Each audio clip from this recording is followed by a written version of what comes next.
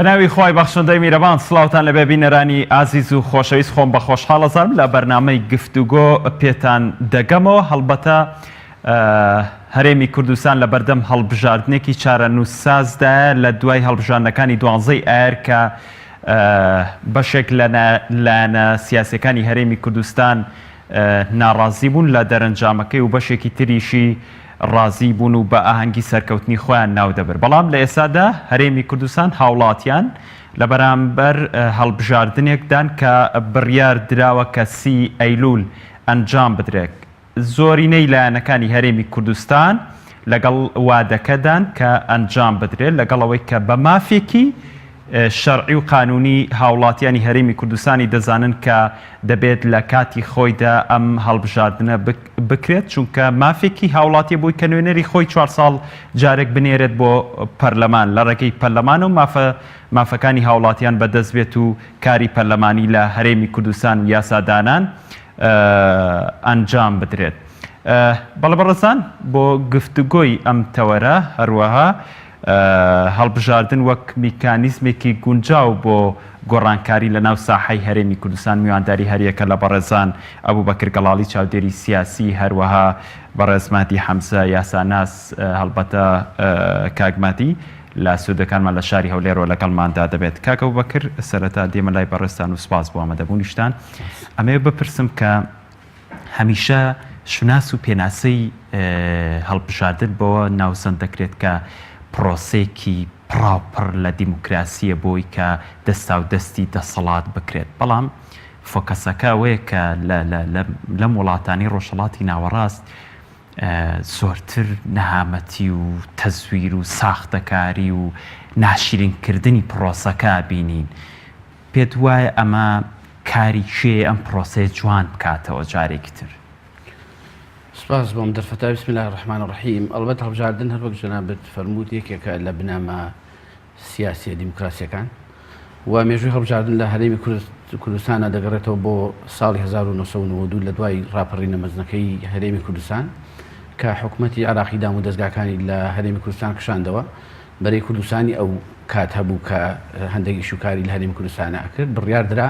کە یەکەم هەڵبژاردن بکرێت. یەکەم هەڵبژاردن لە نۆزەی 1992 داکرا. بەداخەوە ئەو کاتیش هەر تەزویر هەر هەبوو، بەڵام بە ڕێژەیەکی جیاواز بە میکانیزمێکی جیاواز کراوە. بۆیە مەسەن هەڵبژاردن تاکە دەرفەتە بۆ هاوڵاتی بۆ تاکی دەندەر لە 4 ساڵ جارێکە بتوانێت بە دەنگەکەی خۆی پەرلەمانێکی نوێ، حکومڕانیەکی نوێ، دەسەڵاتێکی نوێ، دەموچاوێکی تازە بێنێتەکایە بۆی خزمەت بە خۆی و بە هاوڵاتیان و بە کۆی گشتی وڵاتەکە بکات. لێرەوە باش فەرموو. لێرەوە ئێمە هەروەک ینی ئاگادارن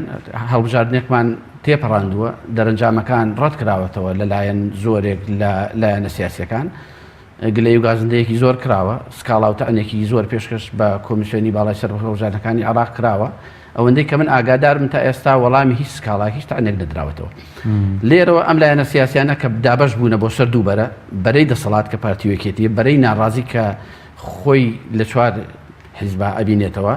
یەکگرتو، کۆمەڵ، هاوپەیمانی لەگەڵ بزوتنەوەی گۆڕانەوە چەند ئەحزابی کەیکەیش هەر ناڕازی لە دەرەنجامەکان دیسانەوە کێبڕکێ دەکەن لەسەر بەدەستهێنانی 100 کورسی پەرلەمانی هەرێمی کوردستان. هەمان هێزی سیاسین، بەڵام کۆمیسیۆنەکە کۆمیسیۆنێکی جایە، کۆمیسیۆنی عێراق دەستگایەکی جایە، ئەم کۆمیسیۆنی هەرێمی کوردستانە دەستگایەکی جایە، بە دوو ئالێتی جیاوازی هەڵبژاردن نەکرێت. ئەو بە ئەلەکترۆنی بوو کە بە ساختەکاری و بە تەزویر و بۆ مەهزەلەیە تێپەڕی. لێرەوە من داوا لە کۆمیسیۆنی باڵای سەربەخۆی هەڵبژاردن و ڕاپەرسی هەرێمی کوردستان دەکەم لە دوای پرۆسەی ڕیفراندۆم کە کردوویەتی کە یەکەم پرۆسە بووە. پرۆسەکە زۆر ململانێکی سیاسی تێدا نەبووە، لەبەرەوە بە بەڵێو نەخێر بووە. ئەم هەڵبژاردنەی کە دادێت کە بڕیار وایە کە کۆمیسیۆن زۆربەی زۆری کارەکانی تەواو کردەوەندەی کە من ئاگادارم لە تۆماری دەنگدەران لە ناوی قەوارە سیاسیەکان، لە ناوی کاندیدان، لە ئەو ئێستاش خەریکە کە فەرمانبەران بۆ ڕۆژی دەنگدان ئامادە دەکا و لە جانیبێکی تریشی کاتی بانگەشەشی دیاری کردووە. لەبەرەوە کۆمیسیۆن وەکو لایەنێک وەکو لایەنی جێبەجەکار زۆربەی زۆری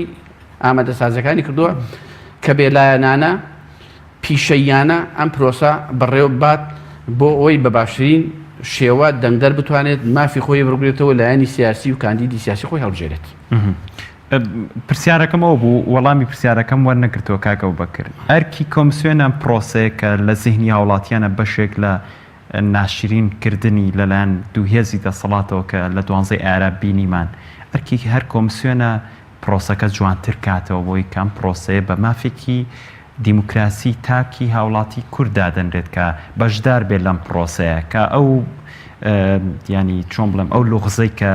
لای هاوڵاتی ماوەتەوە کە بێهیوابوونێک ئەبینرێت چی بکات کۆمسیۆن یاخود کێ بەرپرسیارە بێت لە جوانترکردنەوەی پرۆسەکە خۆی لە ماوەی 27 ساڵی ڕابردووی حکومڕانی هەرێمی کوردستانە بە شێوەیە کاریان کردووە کە تاکی دەنگدرێن ناومێت کردووە بەداخەوە کە گەیاندوێتن ینی سنوورێک لە 150 تاکی دەندەر بڕای بە سنوورەکانی دەنگدان نییە کە ئەمەش خۆی بۆ خۆی مەبەستێکی دیکەی دەسەڵات دێتە دی هەر کاتێک تاکی دەنگدەر ناومێت بوو نەچوو دەنگەکەی نەدا ئەو کاتە هەر لایەنی دەسەڵات کە دەنگدەر لێی ناڕازیە دەمێنێتەوە من داوا لە دەنگدەر دەکەم ڕۆژی دەنگدان بە ئیرادەیەکی بەهێزەوە بە متمانەیەکی تەواوە بچێتە سەر سنوورەکانی دەنگدان دەنگ بدات بەو لایەنە بە ئەلف بە با بەجیم دەمدا بەو کاندیدەی مەسەلەن کاندیدی 1 2 3 هەتاوەکو سەد لە نێوان ئەم لایەنانە بێگومانم لایەنانە لایەنی باشی تایە کاندیدی بەهێزی تایە بتوانێت مافی خۆی وەرگێتەوە بەڵام ئەگەر تاکی دەنگدەر نەچوو دەنگەکەی نەدا بەڕاستی بۆ 4 ساڵی داهاتوو دەبێت لەی لە خۆی بکە بۆیە مەسەلەن ئەرکی لایەنی کۆمیسیۆنە کە پیشەیانە بێلایەنانە کارەکە بابڕێەوە بەڵام ئەرکی ئەحزابەکانە ئەرکی ڕێکخراوەکانی کۆمەڵگەی مەدەنیە کە تاکی دەنگدەر هاندن بڕوات ناومێدی لە خۆی دەرکاو دەنگەکەی بدا و ڕۆژی دەنگدان بچێت دەنگەکەی بدا لایەنەکان چی لایەنێکی بەدڵە یا هەر هیچ نەبێ بچێت دەنگەکەی بە سپێتی یا جۆرێک لە جۆرەکان بچێت دەنگەکەی با بۆی لایەنی دەسەڵاتدار خەڵکی بۆ نەنێرە دەنگەکەی دەنگی پێنەدەن زۆر باشە ئەگەڕەمەوە لای بەڕێزت چینە هەولێر کاک مادی حەمزە سوپاس بۆ ئامادەبوونتان ئەمێ لە ڕووە قانونیەکەەوە پرسیارە بکەم کە هەڵبژاردن لە هەرێمی کوردستان لە وادەی یاسایی خۆی ئەگەر لایەنێک یاخود چەند لایەنێک ئەو بڕیارەیاندا یاخود ئەو تانەیاندا کە بە هەڵبژاردن دوا بخرێت لە ڕووی قانونیەوە ئەرکی چێ کە هەڵبژاردنە دوا بخات یاخود چێ توانێت هەڵبژاردن دوا بخات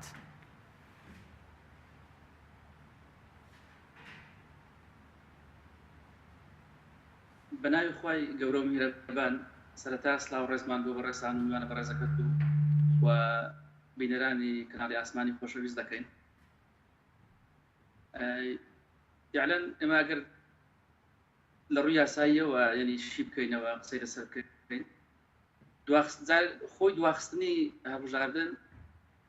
خەوش دەخاتە بەڕاستی حکومڕانی و لە ڕووی ڕەوایەتی و لە ڕووی مەشروعیەتەوە گرفت دروست دەکاتن واوە جۆرێکە لە پاشەکشە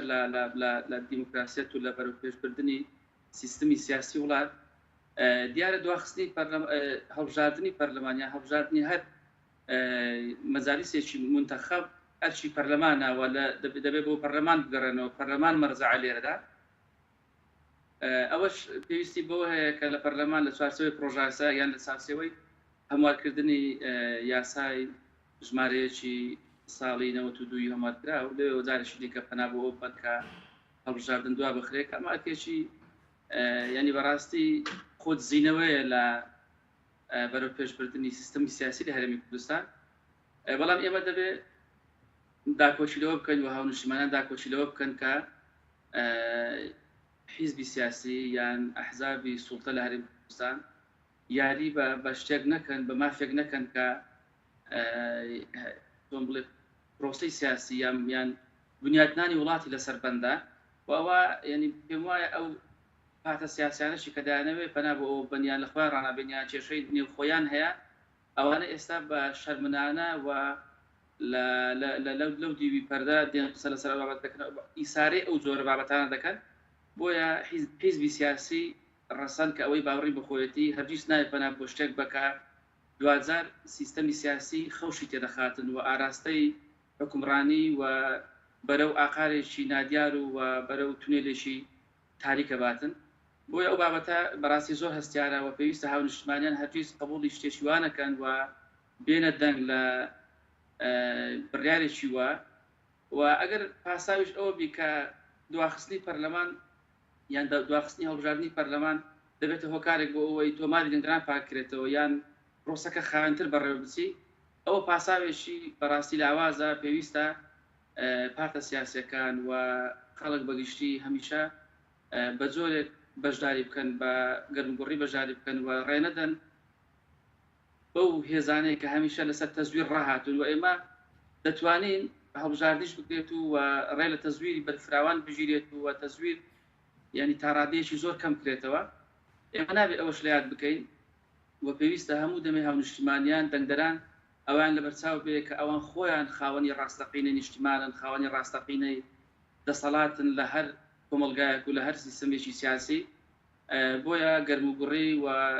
دەسوباز و هەڵکردن لە بەشداری گەرموگوڕ لە پرۆسە گشتەکان لە سازاندنی ئایندەیەکی گەشت ئەرچی هاونیشتیمانیانە ئێمە ئەگەر لە ڕووی قانونیشەوە سەیری بکەین دەبینین هەڵبژاردن لە عێراق بە تایبەتی و لە دەستوری هەمیشەی عێراق ساڵی 2005 ئەوە جێژیر کراوە کە مافێکی سیاسیە و لە زۆرێک لە ڕۆشنبیر و مامۆستایانی ئاینی و ئەوانەش گوێبیستی ئەوە بووین کە هەڵبژاردن ئەگەر مافێکی سیاسی بی ئەرکێکی نیشتیمانیشە ئەرکێکی بەڕاستی نەتەوایەتیشە ئەرکێکی ئاینیشە بۆی بەشداری بکەین و تێیدا اختیاری ئەو زۆرەکانی ئەو زۆرە لیسانە بکەین کە هەمیشە بە دوای چاکردنی بژێوی خەڵک و بنیاتنانی وڵات و چاکردی دۆخی گشتی. دەست خۆش کاکە ئەو بەکەرە گەڕێمەوە لای بەڕێزت هەمیشە لە دەوترێت لە هەرێمی کوردستان هەر بۆتە عادەت ئەبێ هەڵبژاردنەکان زۆر زۆر دوانەخرێت 6 مانگێک دوا بخرێت ینی بۆچی دەسەڵات ئەم نێتانەی لە دواخستنی هەڵبژاردنەکاندا مسۆگەر کردووە کە ئەبێ هەڵبژاردن ئیلا نەبێت دوا بخرێ یاخۆ دوانەخرێت مەسەلەن لە دەسەڵاتی ئەو کەمە بێتەوە ینی هۆکار چییە کە دەسەڵات پێی خۆشە هەمیشە هەڵبژاردن دوا بخرێت ینی شکستە بۆ خۆی کە لە کاتی خۆیان بکرێت یاخۆەوێ لە پاڵ دواخستنی هەڵبژاردن و نەمانی سوڵتەی تەشریعی بە چاودێر بەسەریەوە کاری چۆن ئەنجامدا حکومڕانیەکی چۆن ئەنجامدا خۆی بێگومان یانی دەسەڵات لە هەرێمی کوردستانە ینی لە ترسی شکستی خۆی زۆر جار پەنای بردۆ بۆ دواخستنی هەڵبژاردنەکان و زۆر جار پەنای بردۆ بۆ پەخستنی پەرلەمانیش دووجار لە هەرێمی کوردستانە لە 1994 هەتاوەکو 2005 ینی پەرلەمان پەکراوە جۆرە لە جۆرەکان هیچ ئیشوکارێکی نەبووە دوجار ئەم لە کابینی هەشت شار پەرلەمان دیسانۆبینیمان پەکراوە ینی دەیەوێت لە پای شکستەکانی خۆی دەسەڵاتی یاسادانان جۆرە لە جۆرەکان ئیش نەکا ینی بەداخۆ دەسەڵاتی یاسادانانی بە ئەرکی خۆی هەڵنەساوە یانی تاوەکو ئێستا جۆرە لە جۆرەکان ئەو ئەرکی کە هەیە کە چاودێریکردنی حکوومەتە یاسادانانە هەموارکردنەوەی یاسایە ینی پەسەندکردنی بوجێ 4 ساڵە بودجەی هەرێمی کوردستان پەرلەمان هیچ ئاگایەکی لێ نییە نازانێت داهات و خەرجی لە هەرێمی کوردستانە چەندە چەندە داهات دێتە هەرێمی کوردستان چەندە داهاتی گومرکمان هەیە چەندە باشە پەرلەمان بۆ لەمەی نەپرسیوەتەوە 4 ساڵە بێگومان ینی ئێمە پرسیاری هاوڵاتیان هەمیشە دەسەڵاتی سیاسی هەمیشە دەسەڵاتی حکومڕانی زاڵ بۆ بەسە دەسەڵاتی پەرلەمانی خۆی دەبوو دەسەڵاتی پەرلەمانی زاڵ بێ بەسە دەسەڵاتی حکومڕانیەوە لێی بپرسێتەوە هەر کاتێک نەیتوانی خزمەتگوزاری دابین بکە بە هاوڵاتەکانی هەر کاتێک نەیتوانی حکومڕانێکی باش بکە ئەو کاتە پێویست بوو متمانی لێ بسێنێتەوە بەس بەداخەوە ینی دەسەڵاتی پەرلەمانی تا ئەم ساتە وەختە دەسەڵاتێکی لاواز بووە ئەین دەسەڵاتی حکوومەت زیاتر زاڵتر بووە بەسەر دەسەڵاتی پەرلەمانیە بۆیە هەر لێرەوە پارێزە دەسەڵاتدارەکان لە پێناو شاردنەوەی شکستەکانی خۆیان زۆر جار پەنایان بردۆ بەوەی کە دەسەڵاتی پەرلەمانی درێژ بکەنە بەڵام دەسەڵاتی پەرلەمانیش ئەو کاتە ئەکەوێتە سەر لە پەرلەمانەکان خۆیانی هەندێک جار گلەی لەوە دەکرێت لەوانەیە لایەنە ناڕازیەکان دەنگ نەدەن بەڵام بکە تۆ 50 زایدێک مەسەڵەن پێکێنا وەکوبرەی یاساکە تێدەپەڕێن و دەسەڵاتی پەرلەمانی درێژ دەکەیتەوە کە خۆی بۆ خۆی ئەمە شکستێکە وەگلەی لەو پەرلەمانتارە و لەو لیستانش دەکرێت کە جارێکی کە ماوەی تەمەنی خۆیان درێژ دەکەنەوە لەڕاستیە زۆر کات هاوڵاتیانی هەرێمی کوردستان گلەی و ناڕزایەتیەکانیان بەو شێوە تۆق دەکەنەوە کە بیانووی ئەوەی کە سار ببنەوە لە پرۆسی هەڵبژاردن ئەوەیە کە دەڵێن مەسەلەن گۆڕانکاری بەم لایەنە ناڕازی ئۆپۆزیسیۆنانە کە لە خەمی خەڵکان ناکرێت چونکە پەرلەمان زۆرینەی لای هەردوو هێزی دەسەڵاتە ئەرکی هاوڵاتی چییە بۆی کە ئەم ویستەی بێتە دی ئەرکی هاوڵاتی ئەرکێکی پیرۆزە ئەرکی هاوڵاتی ئەرکێکی یاسایی و سیاسیە باشترین ئەرکی هاوڵاتی لە 4 ساڵە کە ئینتیخابات دەکرێت کە هەڵبژاردن نەکرێت دەبێت بۆ سەر سنووخەکانی دەنگدان ئەو لایەنانی کە لی ڕازیە ڕێژەی کورسەکانی لانی کەم زیاد کا با بۆ 50 زایدێک اینجا دەتوانێت لی لەو لایەنانە بکە بەڵام هاوڵاتی کاتێک نەهات دەنگەکەی خۆی نەدا لایەنی دەسەڵاتدار ژمارە و قەباری کورسەکانی زیاتر ئیتر خۆتان نەزان یاساکان بەچی تێپەڕێ بە 50 زایدێک تێپەڕێ زۆر جار بە 50 زاید یەک کە تێپەڕی ئەو کاتە ینی هاوڵاتیش کە نادوەستە سنووقەکانی دەنگدان ئەو لایەنە ناڕازانەی کە کورسەکانیان کەم بوو لە 50 زایدنیەک زۆر جار مەسەن ناڕزایی دەرەبڕن بەس ناتوانن ڕێگری بکەن لە درێژکردنەوەی ماوەی پەرلەمانی لە تێپەڕاندنی یاساکان لەو یاسانەی کە بەدڵیان نەبێت لە ڕاستیە بۆیە ئەرکی تاکی دەنگدەرە کە بە ورەیەکی بەرزەوە بە ئیمانێکی بەهێزەوە بێت دەنگەکەی خۆی با و سەربەرزانە 4 ساڵ جارێک دادگایی ئەو لایەنانە بکە کە نەیتوانێت حکومڕانێکی باشکە لە هەرێمی کوردستان بەڕاستی بۆیە لایەنە ناڕازەکان و لایەنە دەسەڵاتدارەکانیش هەروە گوتمان کێبڕکێ دەکەن لەم هەڵبژاردنەی کە داهات من ئومێد دەکەم وەکو خۆم هیچ کات بۆ ماوەی چەند ڕۆژێکیش بێ ئینتیخابات دوانەکەوت چونکە لێسەندنەوەی مافی دەنگدەرە مافی دەنگدەرە کە 4 ساڵ جارێک بێت دەنگی خۆی با و نوێنەری خۆی هەڵبژێرێت و لایەنی خۆی هەڵبژێرێت اینجا پەرلەمان حکومەتێک دروستکە کە پێویستە ئەم حکومەتە حکومەتێکی خزمەتگوزار بێت ئەم حکومەتە حکومەتێکی نیشتیمانی بێ بتوانێت خزمەتی هاوڵاتەکانی خۆی بکە ئەم حکومەتە بتوانێت داهات و خەرجیەکان کۆبکاتەوە خزمەتی هاوڵاتیانی خۆی بکە لایەنی سیاسی لایەنی ئابووری لایەنی معیشی خۆتان نەزانن ئەگەر سەرژمێریەک ئێوە وەکو ڕاگەیانکارن سەرژمێری وەربگرن ئەدەی لەم دووەرزا لەم چەند مانگا چەند گەنجی ئێمە چونەتە دەرەوی وڵات چەند گەنجی ئێمە ئەم وڵاتیان بەجێ هێڵاوە چەند گەنجی ئێمە ڕێگەی نایاسایی ڕێگەی مەرگ و نەهاتیان گردووەتە بەر ینی بە دنیایەک زەحمەت چەند گەنجی ئێمە لە دەریاکانی ئیجا خنکاون چەند گەنجی ئێمە ئەم وڵاتیان بەجێ هێڵا هەموو ئەو گەنجان گەنجی خوێندگەرم گەنجی خاوەن شەهادە گەنجی بەتوانە بەڵام کە دەرفەتی کاریان بۆ نەسازاکە حکومەت و پەرلەمان نەیتوانی خزمەت بکە ینی بەڕاستی ئەمە یەکێکە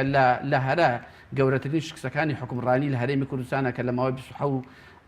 ساڵە تۆماری دکاوە لە هەزار دەیەوێت لەسەر ئەم نەمەتە بڕوا بۆیە تاکی دەنگدەر بە ورەیەکی بەهێزەوە دەتوانێت لایەنێکی سیاسی لە جڵەوی سیاسیە بێنێتە خوارەوە لایەنێکی کە بخاتە ژێرکی زۆر باشە ئەگەرم و لای بەڕست پرسیاری ئەوت ئاڕاستاکەم کاکە و بەکرد زۆرێک لە لایەنە سیاسیەکان لە هەرێمی کوردستان بە تایبەت لایەنە ناڕازیەکانی هەرێمی کوردستان تێبینی زۆریان لەسەر تۆماری دەنگدەران هەبوو بە ئێستاشەوە پرسیاری ئەوەکەم کە ئەم تۆمارە ئەتوانێت گۆڕانکاری ڕیشەی لە ساحەی هەرێمی کوردستان دروست بکات کاک مادی دێمە لای بەڕێزت ئەمێ بزانم کە ئێمە لە 92 هەڵبژاردن کە لە هەرێمی کوردستان دەکرێت بەشێک لەو گۆڕانە سیاسی کە ئومێدی خەڵکە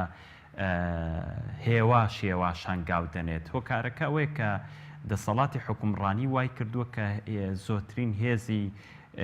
حکومڕانی و پایەکانی دەسەڵاتی توانای خۆی بەسەر حکومڕانی لە هەرێمی کوردستان تێکەڵ بە دەسەڵاتی یاسادانان کردووە پێدوانیە لە ئێستادا پێویستە لایەنە ناڕازیەکان هەنگاو بۆ برن کە دەسەڵاتی حکومڕانی بکرێ بە دەسەڵاتی پەرلەمانی ئەو دەسەڵاتە تێکەڵی ئێستا دەیبینن کە سێ دەسەڵاتی تێکەڵ بوون لە هەرێمی کوردستان پێویست ناکات هەنگاو بۆ بنێن کە دەسەڵاتەکە بکەنە دەسەڵاتێکی پەرلەمانی بۆی زۆرترین کاری دیموکراسی لە هەرێمی کوردستان بەرەو پێش بڕوات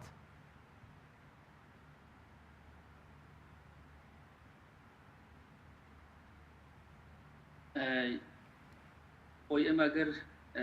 سەیری مێژووی هەڵبژاردن کە لە هەرێمی کوردستان فعلەن ئەو قسەی زۆر دقیقە بەرەو پێشچوونەکانیان وە دەستخستنی ئامانجەنەتەوەی نیشتیمانیەکان زۆر لەسەر خۆیان زۆر بەهپاشی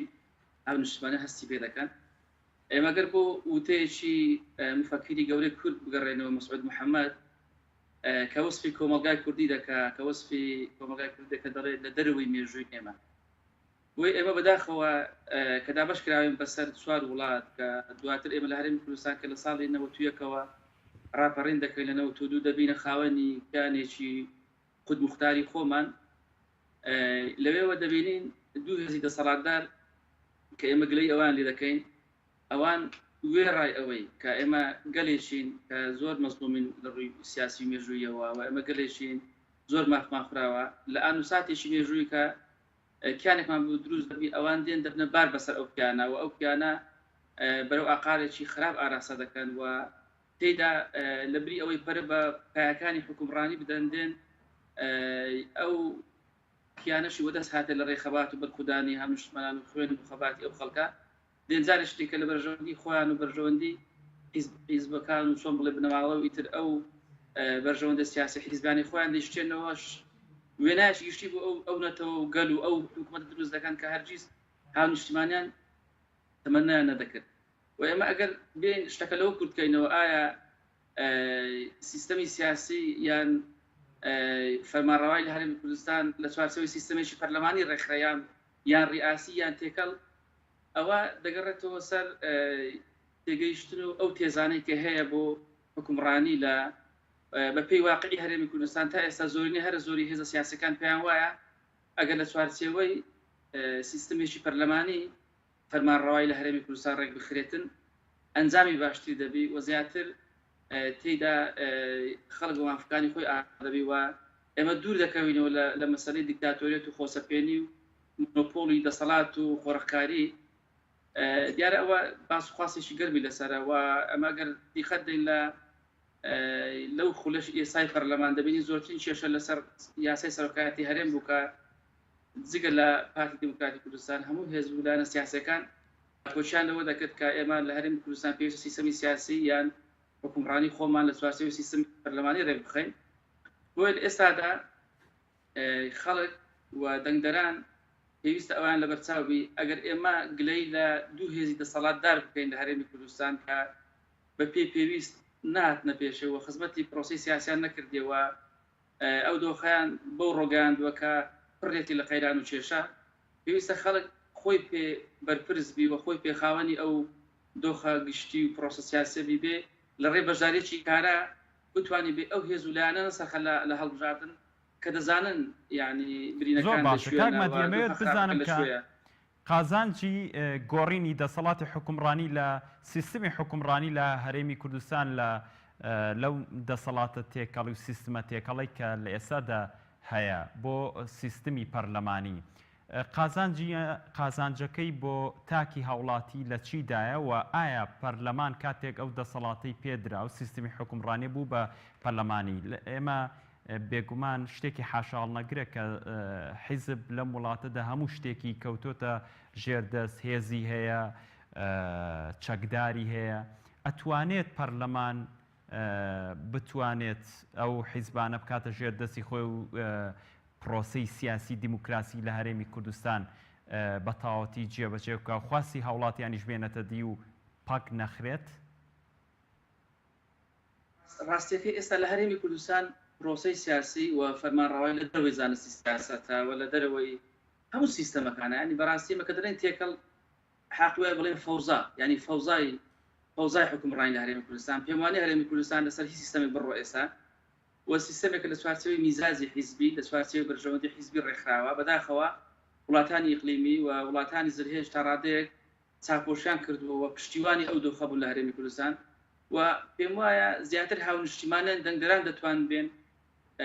لە ڕێی بەشداری کارە ئەو دۆخە ڕاست بکەنەوە و بەفعلی ئەگەر بێت و لە هەرێمی کوردستان ئێمە لە چوارچێوەی زانستی سیاسی لە چوارچێوەی ینی بە سوود وەرگرتن لە ئەزمموی وڵاتانی پێشکەوتوو بین حکومڕانی خۆمان جارێشتی کە تەنزیم بکەینەوە ڕێکخینەوە کار لەسەر ئەوە بکەین کە حکومڕانەشی ڕەشیل لە وڵاتەکەی خۆمان بنیاد بنێن بەفعلی هاونیشتیمانیان بە زۆر ئامانجی گەوری خۆیان دەگەن ئێمە لە هەرێمی کوردستان هەم ژمارە دانیشتوانمان کەمەوە هەم ڕوبەرێکی زۆری خاکمان لەبەردەستە و مقدرات و داهات و سەروەت و سامانێکی گەورەمان لەبەردەستە ژێرخانێکی ئابووری باشمان هەیە ئێمە دەتوانین زۆر خۆش بژین زۆر باش بژین وڵاتێکی زۆر پێشکەوتومان هەبی بەس بەفعلی یەکلابوونەوە لەسەر سیستەمێکی دیاریکراو لە هەرێمی کوردستان و پەرەپێدانی مەسەلەی کارکردن بە یاسا و یاسا سەروەری و گەڕانەوەی شکۆ بۆ پەرلەمان ئەوانە هەمی بڵێ زۆر دەوری کاریگەری ڕاستەوە خۆی هەیە لەسەر باشکردنی دۆخی گشتی لەسەر باشکردنی بژێوی هاونیشتیمانیان ئێمە ئێستا لە هەرێمی کوردستان بەدەست گرفتی ئەوە دەناڵێنین کە هەرگیز هێز دەسەڵاتدارەکان ڕێزی یاسا ناگرن و ڕێزی مافی هاونیشتیمانیان ناگرن و ئێمە لە دۆخێکی خراپدان بۆیە تاکە دەرفەت و تاکە بەدیل ئەوەیە لە ڕێی هەڵبژاردن و لە ڕێی بەشداری کارای هاونیشتیمانیان و دەنگدەران ئەو دۆخە چاک بکەینەوە. دەست خۆش کاک ئەبوبەکر پرسیاریەوەم کرد کە لایەنە سیاسیەکان بە تایبەت چوارلایەنی ناڕازی بەشێک لە تێبینی خۆیان داوە بە کۆمسیۆنیش بێگومان لەسەر تۆماری دەنگدەران ئەم تۆمارە توانێت گۆڕانکاری ڕیشەی بکات لە کاتێکدا ئێمە لە ماوەکانی ڕابردوودا بەشێک لە ڕێکخراوەکانی چاودێری هەڵبژاردن ڕێکخراوە مەدەنیەکانی چاودێری هەڵبژاردن دەکەن زۆر ژمارەی گەورەیان دەخستە ڕوو لەوەی کە لە ناو تۆماری دەنگدەراندا هەیە و هۆکارێکە بۆی کە تەزویری گەورەی پێنجام بدرێت بەڵام بینیمان ئەو ژماری کە کۆمسیۆن پاکی کردوەوە زۆر کەمترە لەو ژمارەیە پێت وایە ئەم تۆمارە بتوانێت هیچ گۆڕانکاریەک لە تەزویر و ساختەکاری کەم بکاتەوە خۆی هەروەکوتم کۆمیسیۆنی باڵای سەربەخۆی هەڵبژاردن و ڕاپرسی کۆمیسیۆنەکە تەمەنی کارکردنی کەمە یەک پرۆسەشی ئەنجامداوە ئەوش پرۆسی ڕیفراندۆمەکە بووە کە بەڵێ و نەخێر بووە سەرچاوی تۆماری دەنگدەران بریتە لەوەی کە لە وەزارەتی بازرگانی عێراق لەسەر بنەمای فۆرمی خۆراک وەرەگیرێ بۆ زانیاری جنابتان لە عێراقا لە ساڵی 1970 سەدەی ڕابردووەوە سەرژمێری ئەحسای دانیشتوان نەکراوە ئەوەی کە هەیە تۆماری دەنگدەران چی بەشە کوردستانیەکەی کۆمیسیۆن چی بەشە عێراقیەکەی کۆمیسیۆن تا ئێستا پشتی بەو داتا و زانیاریانەی فۆرمی خۆراکی عێراقی وەرگردووە کە ئەمەش پڕێتی لە کەمەکوڕی پرێتی لەوەی کە مەسەلەن ئاوارەی سووری هاتووە لێرە فۆرمی خۆراکی هەیە ئاوارەی ئێرانی هاتووە لێرە فۆرمی خۆراکی هەیە ئەوەندەی کە من ئاگادار بم تەواوی لایەنە سیاسیە ناڕازیەکان بە شێوەیەکی گشتی هەر چوار لایەنەکە سکاڵایان تەقدیم بە کۆمیسیۆنی باڵای سەربەخۆی هەڵبژاردنەکان کردووە لە ڕێگەی چاودێرەکانی خۆیانەوە لێرە و لەوێ لە سلێمانی ڕۆک خۆتان نەزان 84 بنکەی دەنگدانە بووە لە پارێزگای هەڵەبجە 8 بنکە لە هەولێر 76 بنکەی تۆماری دەنگدانان هەبووە لە دووهۆکیش لە نێوان 70 بۆ 80 بنکەی تۆماری دەنگدانان هەبووە لە ئەنجامی ئەوەی کە چاودێرەکان چونەتە سەر تۆماری بنکەکانی تۆماری دەنگدان بۆ معلوماتان تۆماری دەنگدەران کۆمیسیۆنی باڵای سەربەخۆی هەڵبژاردن و ڕاپرسی ماوەی تۆمارکردنی یەک مانگدانا بوو لە 11 حەوت بۆ 11 هەشت ماوەکەی درێژ کردەوە بۆ 8 هەشت کۆتایی پێێنا لە 8 هەشت ڕۆژی جمعەشی خستە سەر کە ڕۆژی نۆزەی ماین کردووە کاتەکەی زۆر گەرم بۆ خۆتان نەزانن بێکارەبایی بووە و هەروەها هاوڵاتیان ناومێد بوونە لەوەی کە جارێکە بچنەوە دەنگدەن بۆ یەک هاوڵاتێکی کەم چووە لە ناوەکەی خۆی پرسیۆتەوە بە گوێرەی ئەو ڕێژەی کە من وەرم کردووە لە لایەنە سیاسیەکان وەسەیدمان کردووە بەڵام دەمێنێتەوە سەر ئەو سکاڵی کە لایەنە سیاسیەکان لە کۆمەڵ لە یەگرتو لە گۆڕان و لە لایەنە دەسەڵاتدارەکانیش کە ئەوان سکاڵیان تەقدیم کردووە دەمێنێتەوە سەر کۆمیسیۆن خۆی چۆن لەسەر چی بنەمایەک تۆمارێکی دەنگدانی پاک و بێگرد ئامادە دەکات دوور بێت لە ناوی دووبارە دوور بێت لە ناوی مردوو دوور بێت لە ناوی وەهمی دوور بێت لە ناوی ئەو ئێرانیانە یا ئەو سوورانەی کە لە هەرێمی کوردستانە و لە یازار لە کەمپینەکانە ینی کۆمیسیۆن چۆن دڵنیایی دەدا بەلایەنە ناڕازەکان و بەلایانی دەسەڵاتداریش ئایا ئەم ناوانەی کە هەیە ئەم لاجیانەی کە هەیە ئەم لە هەرێمی کوردستان لە کەمپینەکانە لایەنی دەسەڵاتدار نەچووە مثلا هەوەی نفوس جنسێ عێراقی فۆرمی خۆراکیان بۆین کاو تەسکەریان بۆی کە لە ڕۆژی دەنگدانە بێ دەنگێنێتە ئەمە دەبێت کۆمیسیۆن خۆی وەڵام داتەوە بەڵام من وێ دەکەم کە لایەنە ڕازەکان جەختی تەواو بکەنەوە فشاری تەواو بکەنە سەر کۆمیسیۆن کە تۆمارێکی پاک و بێگەر بێ هەرو گوتمان سەرچاوی تۆماری دەنگدانیش وەزارەتی بازرگانی عێراق کە وەزارەتی بازرگانی عێراقیش لە ساڵی 1970ەوە سەرژمێری نەکراوە پڕە لە ناهەمواری و پڕە لە ناوی زیادە و پڕە لە ینی دوور نییە مەسەن هەموو سووری و ئێرانیەکیش لە هەنێمی کوردستانە فۆرمی خۆراکیشی هەبێ و تەسکەرەشی هەبێ و جنسی عێراقیشی هەبێ زۆر باشە دەوترێت یەکێک لە بنەماکانی دیموکراسی دەستا و دەستکردنی دەسەڵاتە بۆچی ئێمە لە هەرێمی کوردستان زۆر بەلاوازی زۆر بەکەمی ئەم شێوازە لە دیموکراسیە بینین ئایا ئەگەر هەرێمی کوردستان سیستمێکی چاودێری باشی هەبووە لەوەی کە ڕێگە نەدا بە هیچ بەرپرسێک بە هیچ حکوومەتێک گەندەڵی تیا بکات پێت وایە ئەم هێزانی دەسەڵات ئێستا لە هەرێمی کوردستان دەسەڵاتیان بەدەستە ئاوا لە خەمی حکومڕانی دابوونایە ینی حکومڕانیکی ڕەشیدیان پێکرا خۆی ئەم دەسەڵاتی سیاسی لە هەرێمی کوردستان نەڕۆگوتمان لە ساڵی 1992 بۆ 2010 هێزی شەکداری لایە هێزی پارەی لایە تەواوی سەرۆت و سامانی نەوتی لایە تەواوی پارەی گوبرکەکانی لایە تا ئێستا تەسلیم بە حکومەتی نەکردو بە شێوازێکی شەفاف تەنانەت تەسلیم بە حکومەتی عێراقیشی نەکردو کە دادی لە حکومەتی عێراقی وەرگردووە یەکێک لە ڕەخنەکانی حکومەتی عێراقی من پاساو بە حکومەتی عێراقی نایەنمەوە بەڵام حکومەتی عێراقی دەڵێت تۆ داهاتی هەرێمی کوردستان تەسلیم من بکە با بڕژێتە خەزانەی عێراقەوە لە سەتا حەڤەی داهاتی مەسەڵەن عێراقیش با بێ بۆ تۆ حکومەتی هەرێمی کوردستان لەمەشە ناشەفافەوە بۆیە سەرچاوی قەیرانەکان لێرەوە سەری هەڵداوە کەس نازانێت داهاتی گومرگەکان چەندە بە ئیبراهیم خەلیلەوە بە باشماخەوە بە سەیران بنەوە کەس نازانێت داهاتی نەو چەندە بە بۆری چەند ژمارەی بەرمێلی نەوچەندە بەتەنکە چەرەڕۆ بۆیە ینی حکوومەتی هەرێمی کوردستان حکوومەتێکی ناشەفافە لە داهات و لە خەرجیا بۆیە ئەمەش سەرچاوی قەیرانی سیاسی و دارایی و ناهامواری بازار و پەککەوتنی بە هەزاران پرۆژەی خزمەتگوزاری و بیناسازی پەککەوتنی لایەنی تەندروستی لایەنی پەروەردەی کۆچی گەنجانمان دانە بزراندنی گەنجانمان زۆرێک لە جۆرەکان ینی بازار پێی کەوتووە فەرمانبەری فەقیر ناتوانێت ینی ژیانی ڕۆژانەی ینی بەڕێ بکە چاوەڕێ دەکات چیل بۆ 50 ڕۆژ نیوە موچە و ڕبعموچە و بەو مەهزەلە و بەو مەسەن پاشەکەوتی موچەی کە هەیە ینی خۆی بۆ خۆی ئەمە ینی دۆخێکی ساز کردووە باشە ینی پرسیارە جەوهەرێکە ئەمەیە ئەم حکوومەتەکە ئەم هەموو دۆخە ناهەموارە شکست خواردووی بەسەر تاکەکانی هێناوە چۆن ڕێژێکی زۆر لە دەنگە هێنێ ڕێژێکی زۆر لە دەنگ ئەگەر تاکی دەنگدەر لە 180 بۆ لە 190 بۆ لە 100 تاکی دەنگدەر بچێتە سەر سندوقەکانی دەنگدان هیچ کات هێزی دەسەڵاتدار ئەو توانایی نابێت بەڵام کە لە 150 دەنگدەر ناچێت دەسەڵات هەلی تەزویرکردنی بۆ دەڕەسێت لە ڕاستیە ناچێت اینجا لە لایەکیکەوە تاکی دەنگدەر کە ناومێت دەبێت لە دەنگەکەی ئەگەر جارێک دەنگەکەی جرا بۆ جاری دووەم ناچێت بەڕاستی ینی خۆی بۆ خۆی ئەمە ژمارەی دەنگەکانی دەسەڵات کە من نەچوم دەنگەکە بدەم تۆ نەچوو دەنگەکە دەی تاکی دەنگدەر نەچوو دەنگەکەی بە دەسەڵات ژمارەی دەنگەکانی خۆی زیادەکە بە جۆرێک لە جۆرەکانە ڕوتمان لە ساڵی 1992 تەزویر هەرکراوە تاوەکو انتخاباتی 2005 بەڵام بە میکانیزم و بە ئالیەت بۆی جیاواز زۆر باش بێگومان خۆ دەسەڵاتی سیاسی لە پێناوە ئەوەی کە بمێنێتەوە لە دەسەڵاتە پەنا بۆ هەموو شتێک دەبا بۆیە دەبێت لایەنە ناڕازیەکان وە تاکی دەنگدەر هێندە بەهێزن بتوان بە دەنگەکەی خۆیان دەسەڵاتێکی سیاسی لەسەر حکومڕانی بێن نەخوارەوە لە فەڕەنسا لە بەریتانیا لە ئەمریکا لە تورکیای بندستی خۆمانە یانی تاکی دەنگدەر دەتوانێت دەسەڵاتێکی سیاسی بگۆڕە بە دەسەڵاتێکی سیاسیکە ینی خۆی بۆ خۆی کۆی ژیان بریتێ لە ململانی لووتکەی ململانێ بریتێ لە ململانەی سیاسی لووتکەی ململانی سیاسیش خۆی لەوەدا دەبینێتەوە لە ڕۆژی دەنگدانە دەبینێتەوە دەبێت تاکی دەنگدەر ئەوە بزانێ ئەو ڕۆژی دەنگدەن تاکی دەنگدەر دادوەرە دەتوانێت ئەو لایەنەی کە حکومڕانە خزمەتی نەکردووە ژیانی بۆ دابین نەکردووە خزمەت گوزاریەکانی باش پێشکەش نەکردووە وڵاتی پێش نەخستووە محاسبەی بکا و دادگایەکی تەواوی بکات لە جڵی دەسەڵات بێنێتە خوارەوە لایەنێک کەی دەسەڵات بخاتە شوێن دەستخۆش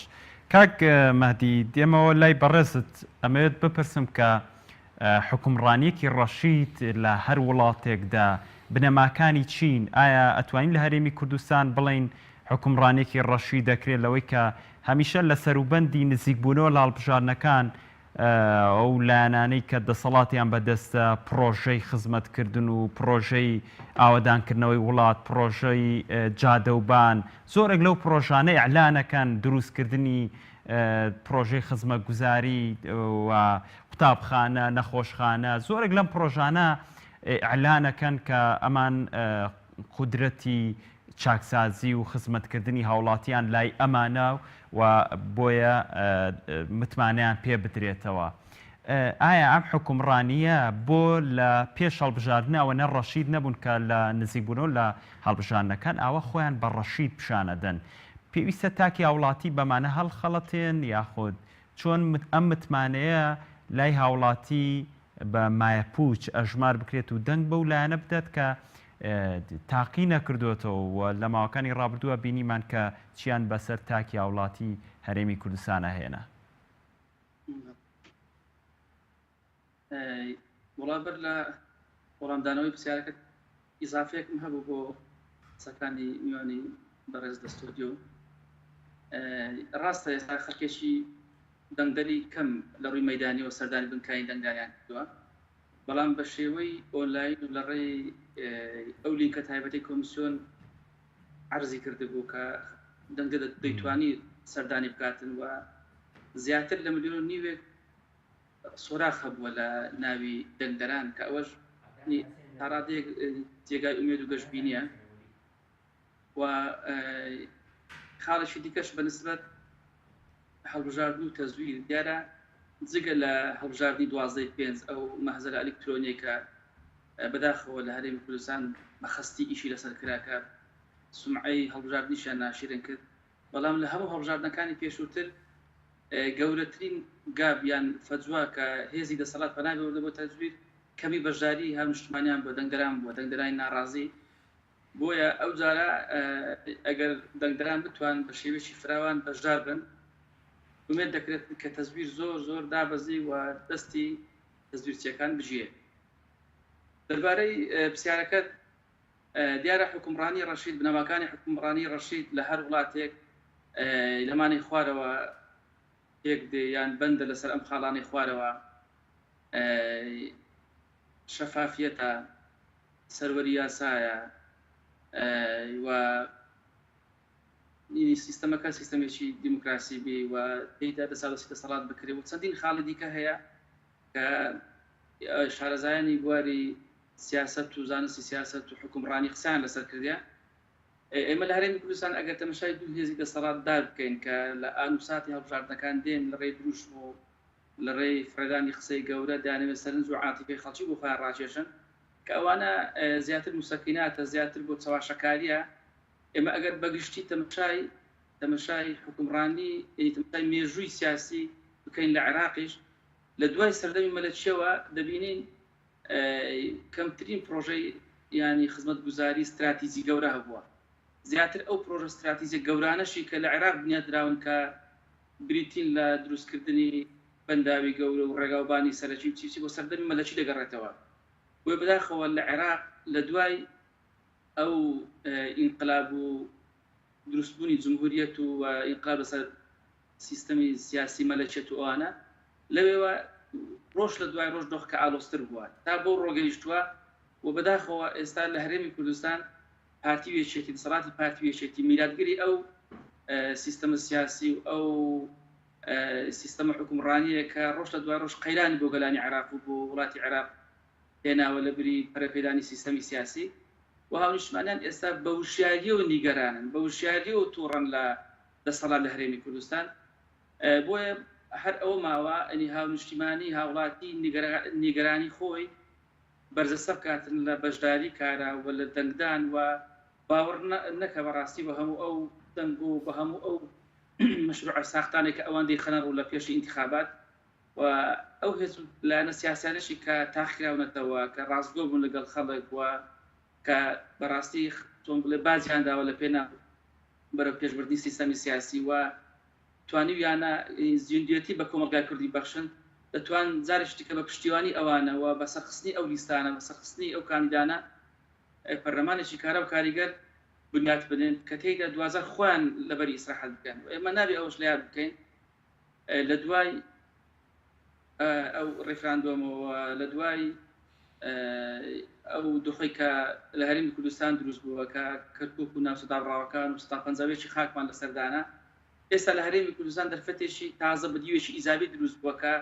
هاونیشتیمانی ئەگەر بەشداری کارا بکە دەتوانین لە عێراق ڕۆژ کارا و کاریگەر ببینین و بتوانین سوود لە پەرلەمانی عێراق و لە دەسەڵاتی سیاسی زۆر باشە کاک مەدی ئەمە بزانم بەرەو سیستەمی سیاسی خۆمان بدەین. بێگومان ینی تێبینیەکانیشەوەنن ئەوانن کە بەشێک لە وڵاتیان خەمساردن لە بەشداریکردن لە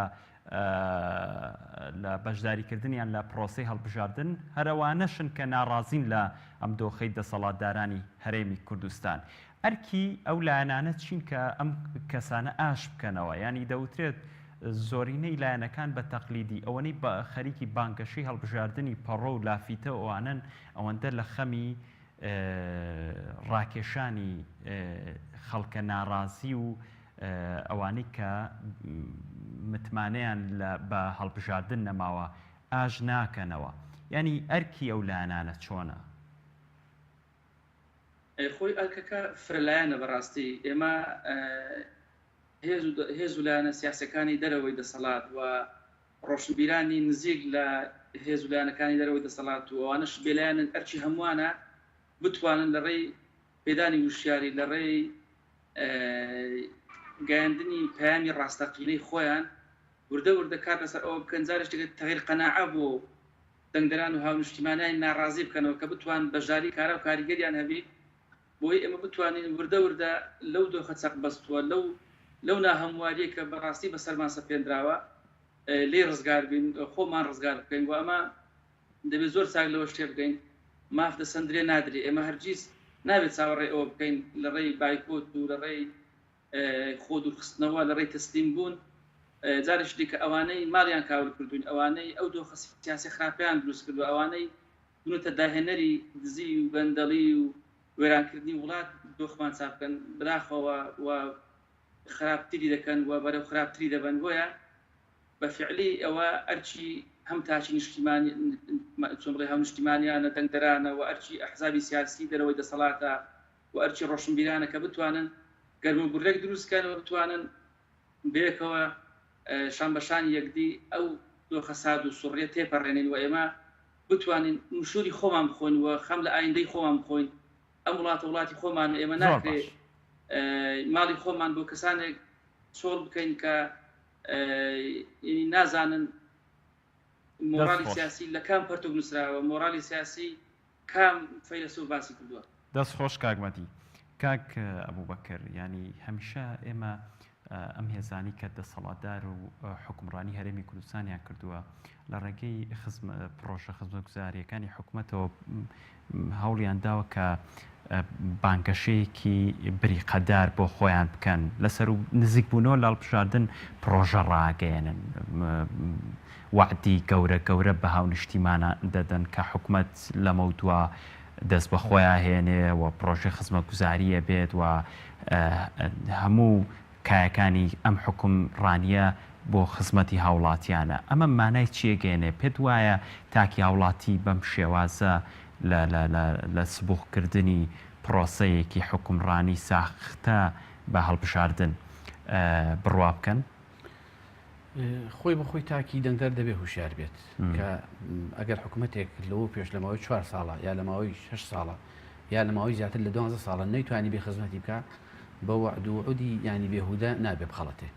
نابێ بەو چاواشەکاریانە مەسەلەن جارێکی کە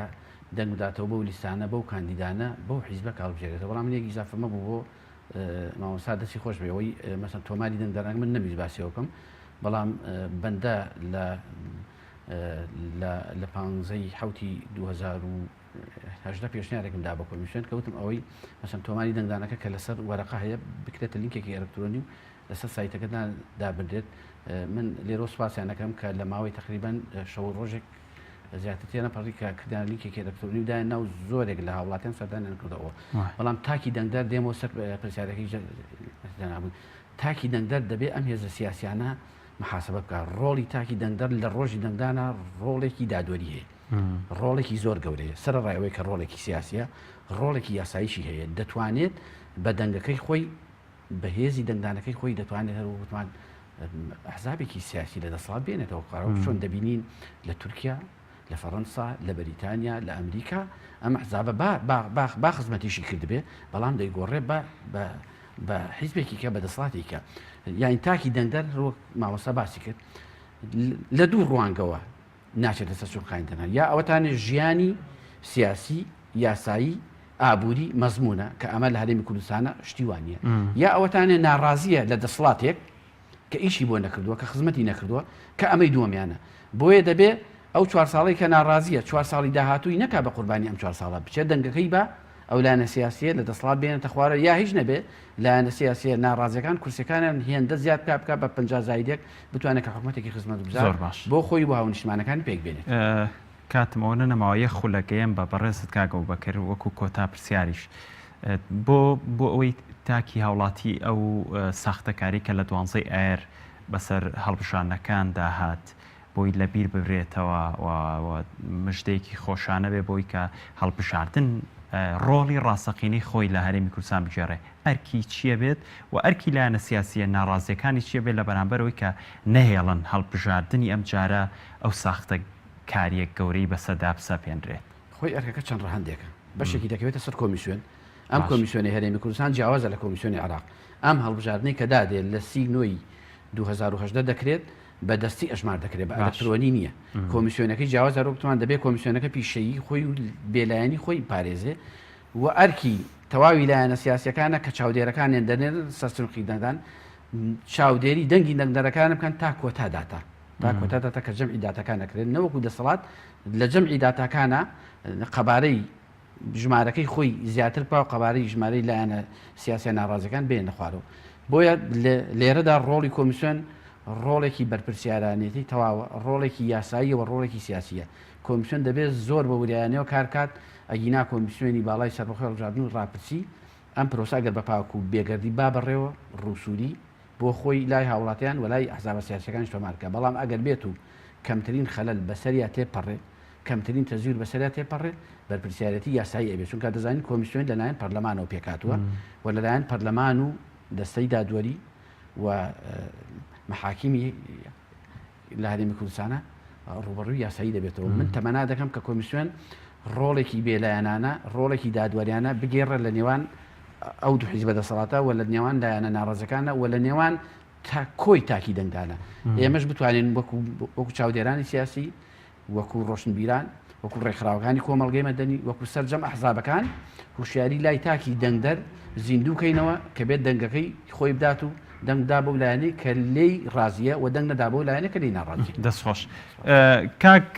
مادی لە ماوەی یەک خولەکدا وەڵامیم پرسیارم بیتەوە سوپاس دەکەم ئێمە بێگومان هەڵبژاردن پرۆسێکی حاشاڵ نەگرە بکە پرۆسێکی دیموکراسیە ئەمەوێت بزانم لە ڕووی قانونیەوە لە ڕووی یاساییەوە ئەرکی ئەوەی کە لایەنێک هەڵەسێ بە تەزویرکردن لە هەرێمی کوردستان چێ بێت لێی پرسێتەوە ئایا ئەتوانرێت کە ئەو لایەنە دەنگەکانی سەر بکرێت و نەوێرە جارێکی تر پەنا بۆ تەزویر بەرێتەوە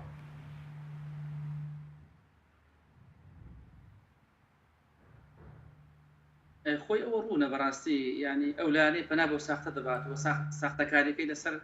ساغ دەبێتەوە بە دڵنیاییەوە ئەو سزایانەی کە دانراوە هەر